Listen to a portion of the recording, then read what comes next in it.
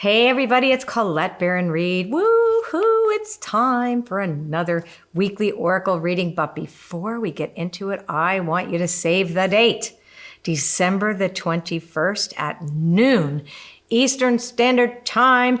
Come to my free online winter solstice celebration with me and the amazing astrologer Leslie Tagorda. We're going to be leading you through some pretty amazing stuff. So 21st, don't forget, noon Eastern Standard Time, me, you, and Leslie Tagorda, an amazing astrologer. You're going to want to meet her. She's awesome. Okay, let's do the reading.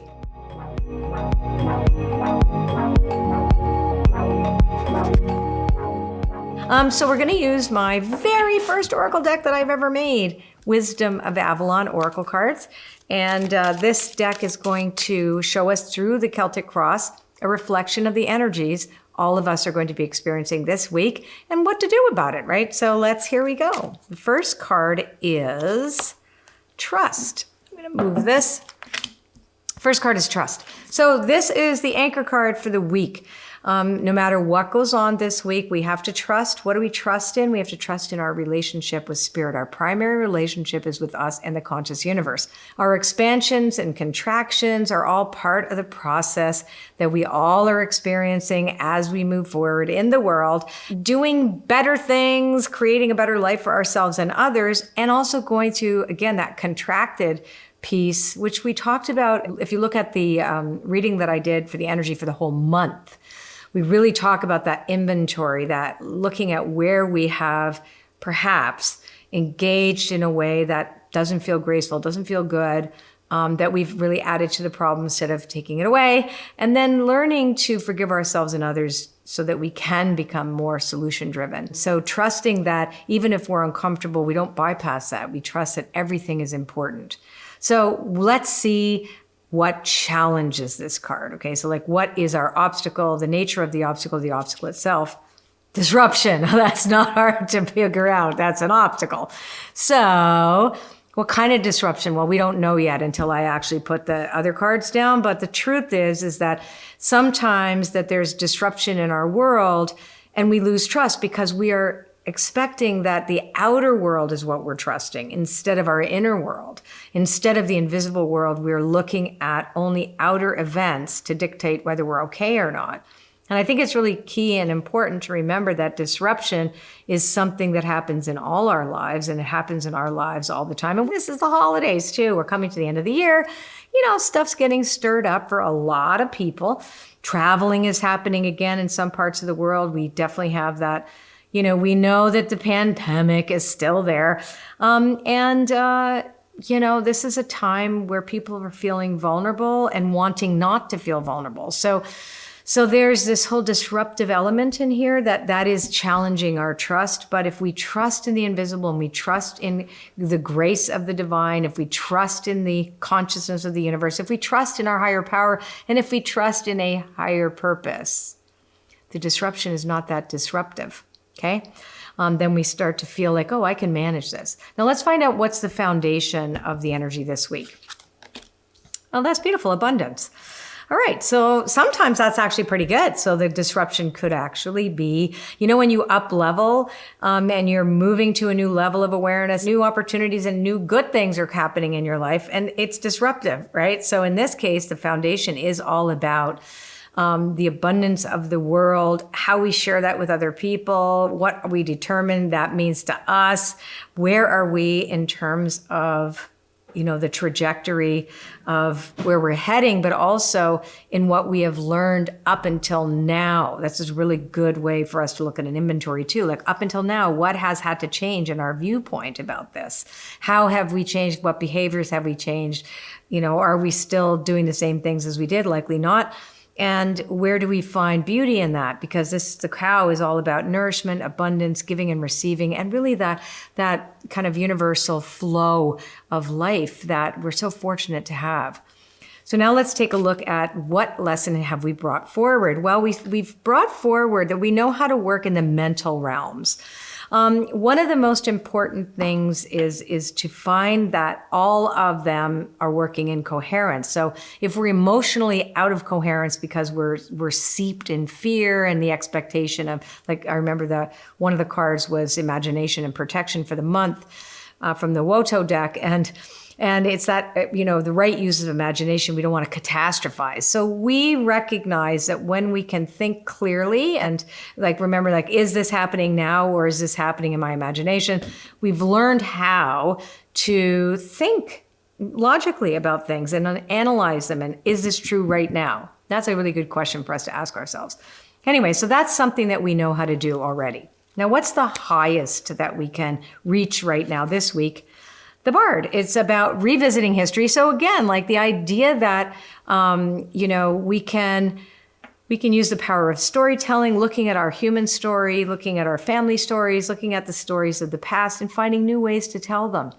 That is a beautiful way also to do an inventory, looking back, taking a look at this year up until now, saying wow, okay, I'm not the same person. I could do better here, but I did really well here. So it's kind of taking stock of ourselves and then changing the story, not being so seeped in what hasn't happened and more about, looking at the small miracles that have already happened.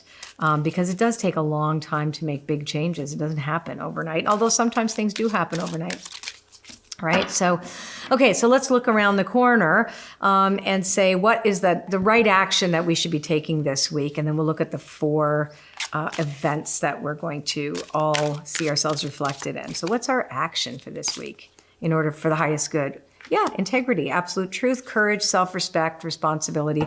I love this card here because the action is about behaving in a way that shows yourself and others that you respect yourself, right? So this is definitely one of the cards that was in the 15-card spread was from the Wisdom of the Oracle. That was the never-ending story in the protection position, which was upside down.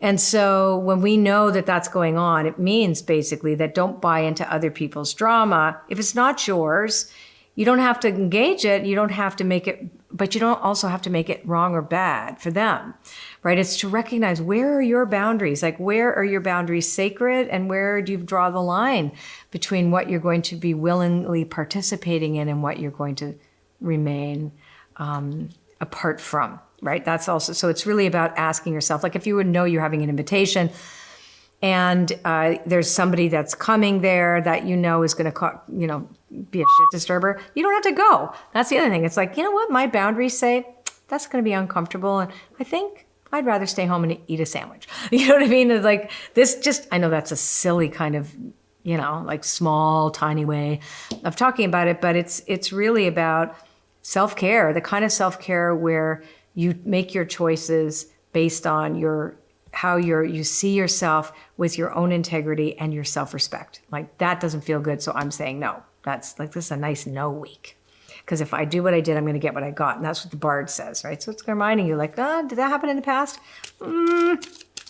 Likely will happen again, unless we do something differently, right? So here's the 4 cards that, these cards are only read, by the way, upright. They were not designed with, this is so nice.